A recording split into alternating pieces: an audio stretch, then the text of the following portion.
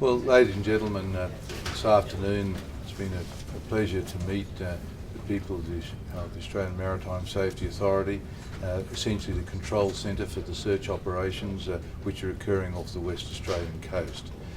These people have been working very hard now for a week, and obviously there's a lot ahead of them. We're hopeful obviously for breakthroughs, but these kinds of searches can take a very long time, especially when they're in remote locations, as is the case in this instance. Yesterday I had the opportunity to visit Pierce Base and to talk to the men and women who are actually taking part physically in the search. They expressed their gratitude for the cooperation that they're receiving from AMSA in helping to plan their work and making sure that we're targeting our resources in the best possible way. And I wanted to also pass on the government's thanks to the people in AMSA who are working day and night to make sure that we do everything we possibly can to follow up every available lead, and that this search is as thorough and as well organised as it possibly can be. I have been impressed with the dedication and the enthusiasm and the hard work that's going on. This work is on top of what these people need to do every day. And for that reason we're grateful for the effort that they've put in. So I just want to say today thank you to the AMSA team, thank you to all of those who've been involved in this search, thank you also to those who are cooperating from other parts of the world. This is very much now a multinational operation, and we appreciate very much the time and effort that's put in, and we hope that soon there'll be more information available that might help to provide some kind of closure or at least an understanding of what's happened, especially to the families of those who were on board Malaysian Airlines Flight 370. So the search will continue. Will continue as long as there's hope, and I hope that we'll find a time soon when we're able to conclusively say once and for all that we are close to finding where this plane may now be located, and that there can be some kind of closure for families. Now I'd like to just hand over to John, who will give you the regular briefing and explain what's been happening today and what's proposed for the rest of the day. Thank you, Minister. Good afternoon, everyone. The operation today is a logical continuation from yesterday's operation. You might recall we defined a search area based on satellite imagery. We now have a little more satellite imagery than previously. China provided us with an image last night, provided it to us, and that we have incorporated that into our search planning. Today is really a visual search again, and visual searches take some time. They can be difficult. Our plan is to continue seeking to make sightings from the visual search, looking for the objects identified in the satellite imagery. We did make one sighting yesterday afternoon, which was reported in AMSA's media release. For just a little more detail, I will ask one of the Rescue Coordination Centre chiefs, Mr. Mike Barton, to give us a very short rundown on the aircraft operations for today and how we're following up on what was sighted yesterday. Mike, could you please read? We have 8 aircraft searching today, 4 civil jets and 4 military aircraft. The nature of daylight in that part of the world means we're only just getting into searching now, and the search will go on into late evening Eastern States time. The civil aircraft are crewed with emergency service volunteers who've been trained in air observer techniques in Western Australia, and we have used some from Victoria earlier as well. And the military aircraft, this is their professional bread and butter, their maritime patrol aircraft. The area continues to change as the water's movement changes, and we continue to track that with self-locating datum buoys, and we also seek expert opinions from organisations like the CSIRO, the United States Coast Guard and others. We put all of that information together and any new intelligence that comes to us about satellites to formulate an area, and we'll redo it again tonight based on what observations might have occurred in today's flying, and look to go out and search it again, and then we'll do it again and again until we have some sort of closure or positive sightings in the area. Thanks, Mike. Can we get more of a sense of what the visuals are yielding? There was a reference to one yesterday. Has any more come in today? And just on the one yesterday, would that happen to be a wooden pallet? Because reference has been made to that publicly.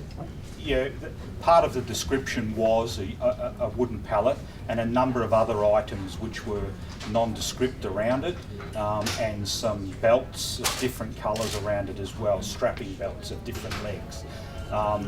We tried to refine that yesterday with one of the New Zealand aircraft, and unfortunately they didn't find it, and that's the nature of it. You only have to be off by a few hundred metres in a fast travelling aircraft, and so we've gone back to that area again today to try and re-find it, but also continuing on with a methodical search of the rest of the area, looking for these objects which are showing up in the satellite imagery to try and give us some clues. But would a wooden pallet normally be associated with an aircraft, or would their containers be more containerised, to use the word? Yeah, we asked the same question ourselves, so we went to some of the expert airlines, and the use of wooden pallets is quite common in the industry.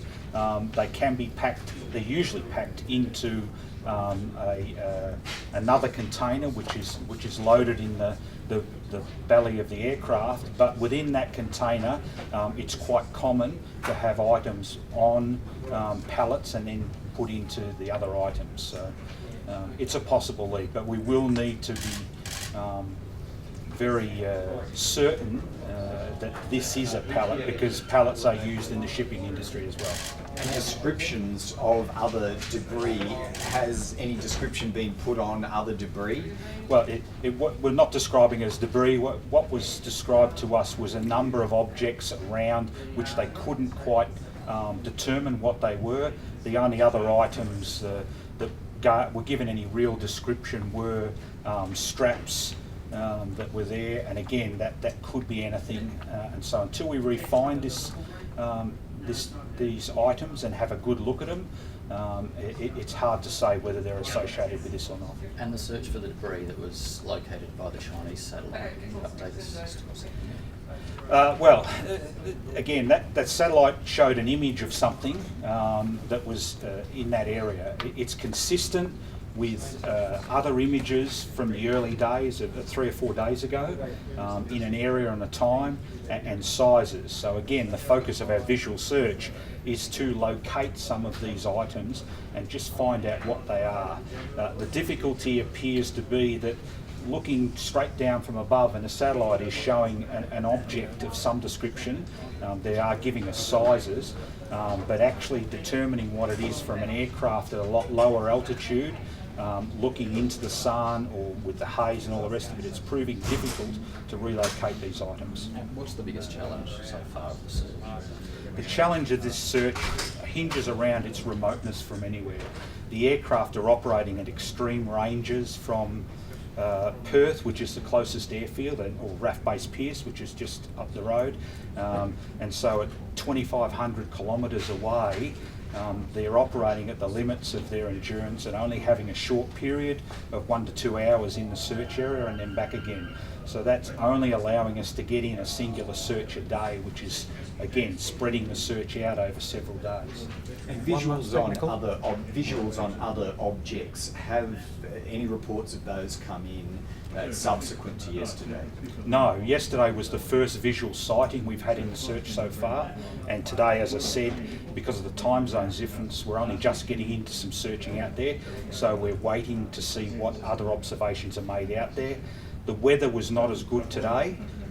Initially started, there was sea fog and low cloud out there, but the reports we're getting back now is that the western half of the area is quite clear, and it appears to be clearing to the east, so we're hopeful we're going to get a full search in with some good conditions. Thanks very much, Mike. If there are any other questions of a general nature, I'd be happy to take them. Look, just assets in the days ahead, are they likely to increase, decrease, or remain as they are? We're likely to see an increase in the availability of assets. 2 Chinese Ilyushin 76 aircraft flew into Perth yesterday. They are preparing themselves today and will be engaged in the search operations tomorrow. Has there been an indication from China in particular that they have an unusually high degree of commitment to this, greater than you would expect given where they are on the globe? China clearly has an intense interest in this search operation. I believe they had 154 people on board the aircraft, and as we know from media reporting, the Chinese relatives and families are desperately concerned with the progress of this search.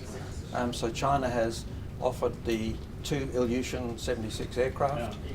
There are a number of warships on the way to the area. The Chinese Polar Research and Supply ship Shulong, which we worked with in an incident in January in the Antarctic, is now on the way to the search area. So China is very focused on assisting with this search. Would it be reasonable to expect that having more ships in there could help with the visual identification process, or do planes remain the best tool for that? Actually, you need both to do this perfectly well. You need aircraft to cover the large areas and get sightings, and you need ships or helicopters, but it's a very long way for a helicopter. But you need ships to actually get up close and potentially recover material, so that in fact it can be identified. Mike spoke earlier about identifying a pallet. That means really recovering it on board and looking at the markings on it, for example. How many ships are involved in this? At the moment, HMAS Success is the only ship that's active in the search. We released the merchant ship that had been there yesterday in anticipation of bad weather coming through. She was worried about cargo damage and had done 3 days worth of work, so we released her. I think it will be probably Tuesday that the Chinese ships will start to arrive. One last question. And on satellite imagery, has any nation or any agency or corporation indicated that there might be further supply of imagery of use? We are taking our satellite imagery from the Australian Geospatial Intelligence Organisation, who are doing the vacuuming up of material and processing and providing the service to us. As it was briefed earlier, China provided a satellite image to us last night. We didn't request it, China provided it, and that's the way that rescue organisations work with each other. Could I finish by reminding everyone that our focus here is to define the very best search area that we can, and we think if this aircraft took the southern corridor, we have the best search area that we can. As Mike indicated earlier, it's been peer-reviewed by other organisations, and we have good aircraft, we have good controllers, we have good observers, so when we get the breaks in the weather, we will do the best visual search we can.